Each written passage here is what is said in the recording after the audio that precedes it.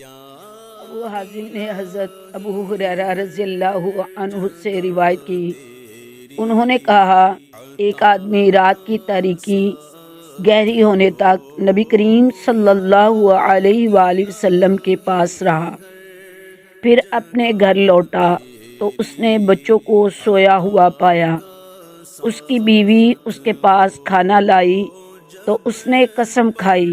کہ وہ بچوں کے سو جانے کی وجہ سے کھانا نہیں کھائے گا۔ پھر اسے دوسرا خیال آیا تو اس نے کھانا کھا لیا۔ اس کے بعد وہ رسول اللہ صلی اللہ علیہ وسلم کی خدمت میں حاضر ہوا اور آپ صلی اللہ علیہ وآلہ وسلم سے اس بات کا تذکرہ کیا تو رسول اللہ صلی اللہ علیہ وآلہ وسلم نے فرمایا، جس نے کوئی قسم کھائی پھر اس نے کسی دوسرے کام کو اس سے بہتر سمجھا تو وہ وہی کام کر لے اور اپنی قسم کا کفارہ ادا کر دے۔